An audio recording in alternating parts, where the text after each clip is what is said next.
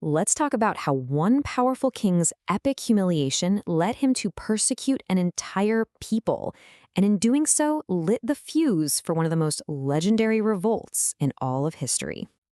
Okay, to really get the story, you have to get the guy at the center of it all, King Antiochus IV. And really, all you need to know about him is captured in his two nicknames. On one side, you've got the name he gave himself, Epiphanes, which means God manifest. But on the other, the name his own people called him behind his back, Epimanes, or the Mad. That contradiction right there, that's the key to this whole story.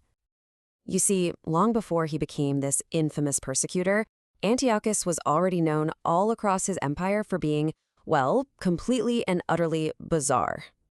I mean, look at this stuff. Some of it sounds kind of generous, right? Throwing money into the streets, giving gifts to strangers. But then it gets weird. He'd just show up in public bathhouses to hang out with regular people. He even applied for small-time local political offices. For the ruling class, this wasn't just eccentric. It was deeply undignified. It was erratic. This is exactly why they called him Epimanes, the Mad King. And this just perfectly captures the conflict inside this guy. He was the very first king of his dynasty to actually put the title God manifest on his coins. He literally saw himself as a living god on earth. So you have this man who wants to be worshipped as a god, but just can't stop acting like a strange, unpredictable commoner. And here's the thing, this deep-seated insecurity wasn't just a personality quirk. It was intensely political. His entire claim to the throne was on shaky ground from day one, which goes a long way in explaining why he was always so desperate to project strength. This timeline really lays it all out. Antiochus spends years of his life as a political hostage in Rome. He only gets out because his nephew, Demetrius, who was the actual heir to the throne, was sent to replace him. Almost immediately after, his brother the king gets assassinated, so Antiochus sees his opening. With the true heir conveniently stuck in Rome, he swoops in and grabs power. He knew he wasn't the rightful king, he was a usurper. So what do you do when you're an insecure king with a questionable claim to the throne? You go big. You try to prove everyone wrong. And for Antiochus, that meant setting his sights on the ultimate prize, conquering the rival kingdom of Egypt. And you know what? He almost pulled it off. By 168 BC, his army was steamrolling through Egypt. He was on the verge of capturing the capital, Alexandria. This was supposed to be it, his masterpiece, the victory that would finally legitimize his rule and silence all his critics for good. But right at his moment of ultimate triumph, his path is blocked. Not by a massive Egyptian army, but by a single person, an old Roman ambassador by the name of Gaius Popilius Laemus. This Roman envoy delivers a message from the Senate that is simple and brutal. Get out of Egypt now, or you're at war with Rome. Antiochus naturally tries to stall. He says, I'll discuss it with my council.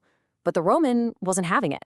He takes his cane, draws a circle in the sand around the king, and says this famous line, demanding an answer before Antiochus dares take a single step. Imagine that. In front of his entire victorious army, the self-proclaimed God manifest is trapped in a circle drawn by an old man. He's completely powerless. Defying Rome would have been suicide, so he had to back down. This public, profound humiliation just shattered him, and his ambition curdled into a white-hot, furious rage. So, reeling from this colossal failure in Egypt, Antiochus marches his army home. He is burning with rage, and he needs a target, somewhere he can unleash his fury and prove he's still powerful. He found a convenient one in a small, vulnerable part of his own kingdom, Judea. And wouldn't you know it, a local conflict gave him the perfect excuse he was looking for. While he was away, a false rumor that he died in Egypt started a power struggle in Jerusalem over who should be the high priest. Now, Antiochus didn't see this as a local dispute. No, he saw it as a personal rebellion against him and the perfect justification to let loose all his pent-up rage. The historical account in the book of 2 Maccabees, it's just terrifying. It describes a king acting not with any political strategy, but like a wounded beast, raging like a wild animal. He storms Jerusalem and just unleashes his soldiers. The human cost of his tantrum was it's hard to even comprehend. According to the records, in just 3 days, 80,000 people were lost. 40,000 were cut down in the streets, another 40,000 were rounded up and sold off as slaves. But even that horrifying slaughter wasn't enough for the humiliated king. His next move was a systematic campaign to completely erase the culture and religion of the Jewish people.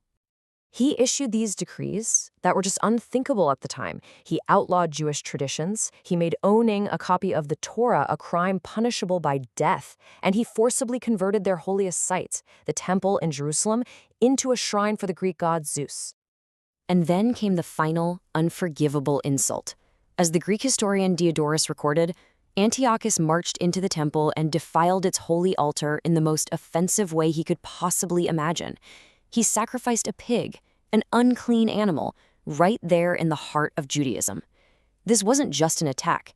It was a deliberate provocation, an act so profane that it made rebellion not just possible, but inevitable. So a holy place is desecrated, an entire faith is outlawed.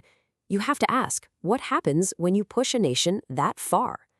It's just a stark reminder of how the personal baggage of one single leader can have catastrophic consequences for the entire world. The actions of this one humiliated, enraged king, a man they called both God Manifest and the Mad, set the stage for one of history's most famous uprisings, the Maccabean revolt.